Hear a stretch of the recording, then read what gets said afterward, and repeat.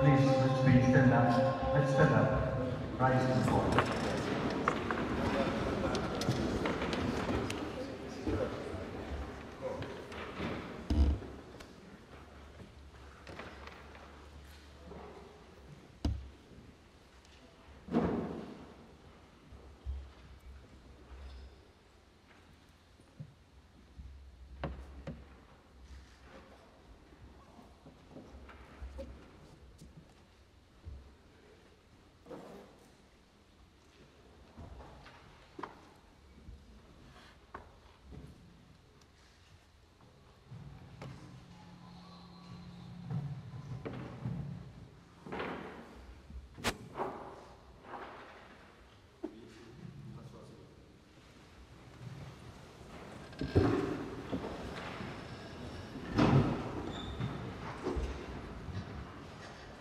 Thank you very much. Before we begin our session, I will again invite you to stand up to the anthems of the African Union and the Republic of Tunisia. Please be standing.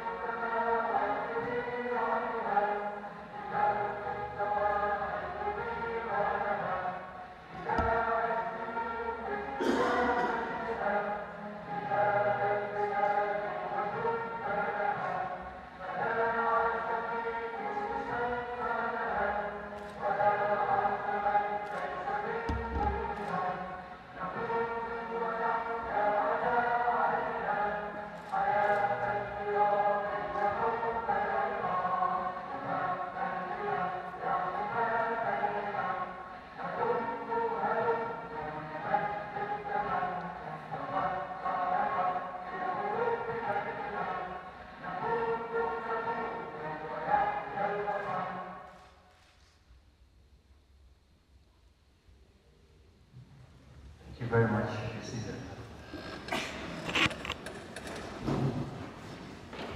Now, pleasure to invite honorable guests, Civil Lord, the President of the African Republic, join the People's Rise to deliver his opening statement. Mr. President, you're welcome, sir.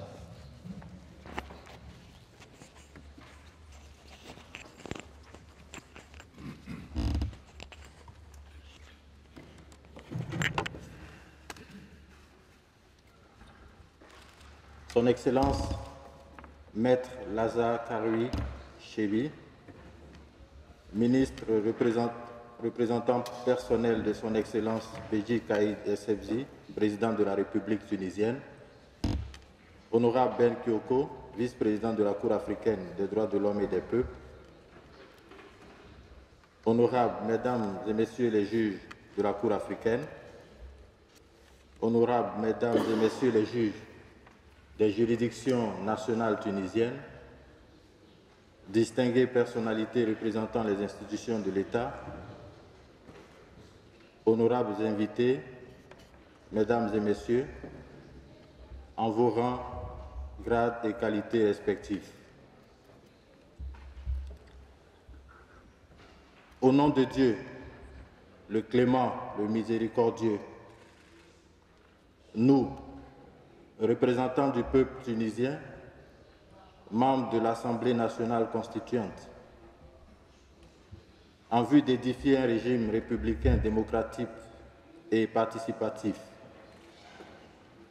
un régime dans lequel l'État garantit la primauté de la loi, le respect des libertés et des droits de l'homme, l'indépendance de la justice, l'égalité de tous les citoyens et citoyennes en droit et en devoir, et l'équité dans les régions.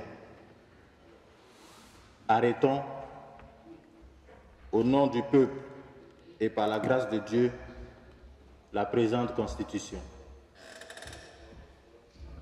La référence à l'entame de mes propos à cet extrait des dispositions préambulaires de la Constitution de la République tunisienne est à dessein, tant il me paraît indispensable, j'allais dire inévitable, de faire un rappel préalable du bien fondé du choix porté sur Tunis pour abriter les travaux de la 51e session aide ordinaire de la Cour africaine des droits de l'homme et des peuples.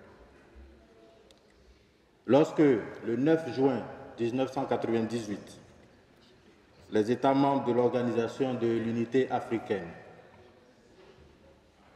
aujourd'hui Union africaine, adoptaient le protocole créant la Cour africaine des droits de l'homme et des peuples, ce sont ces mêmes idéaux de démocratie participative, de justice indépendante, d'égalité et de respect des droits fondamentaux de la personne humaine qui inspiraient alors leur volonté souveraine respective.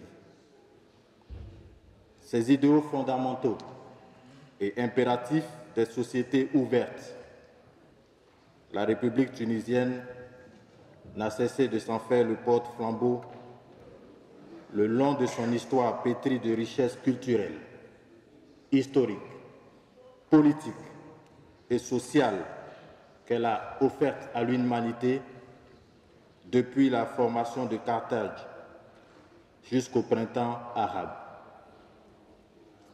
En sus de se faire la pionnière d'une quasi quatrième vague de démocratisation en Afrique, inaugurée par les printemps arabes, la Tunisie a refait la preuve magistrale de ce que Afrique et démocratie sont loin d'être antinomiques.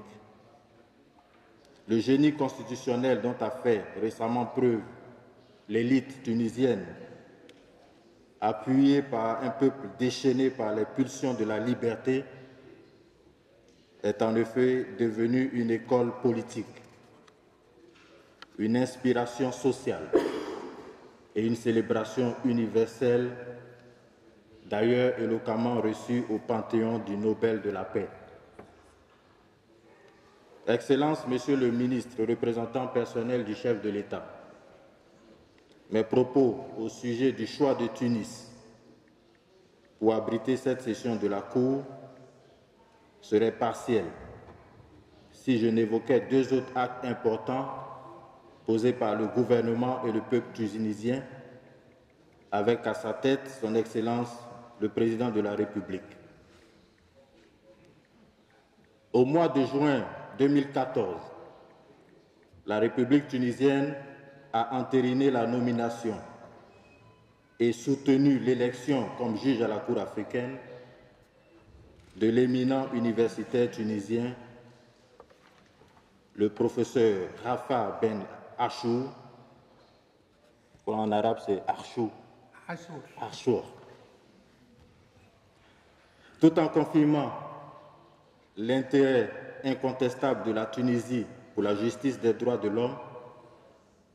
Cette élection a apporté à la Cour africaine la longue et riche expérience de l'un des universitaires les plus réputés que compte le continent.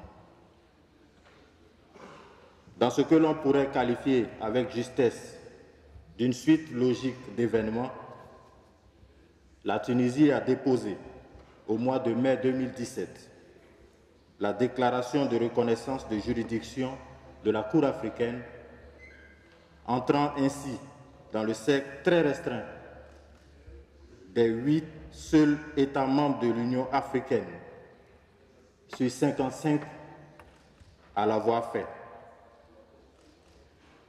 Si la Tunisie nouvelle mérite amplement les lauriers que je me suis ainsi essayé à dresser, il faut savoir rendre à César ce qui est à César et à Dieu ce qui est à Dieu.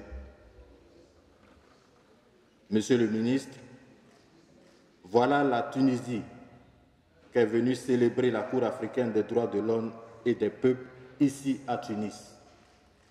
Et je voudrais, à mon nom propre, ainsi qu'au nom des juges et de tous les fonctionnaires de la Cour, vous prier de transmettre à son Excellence, Monsieur le Président de la République, notre profonde gratitude pour avoir bien voulu accepter de nous accueillir en cette terre de rencontre des civilisations, ce nouvel Eldorado des droits de l'homme en Afrique, j'ai nommé la Tunisie. Excellences, Monsieur le Ministre, distingués invités, certains d'entre vous le savent sans doute. La Cour africaine des droits de l'homme et des peuples a été créée en 1998 avec pour mission principale d'assurer la protection judiciaire des droits de l'homme en Afrique. Basée à Arusha, en République unie de Tanzanie, la Cour a ouvert son prétoire en 2006 et rendu sa première décision en 2009. À ce jour, elle a reçu plus de 180 requêtes et rendu de nombreux arrêts sur des questions aussi importantes que le droit à la participation politique, la liberté d'expression,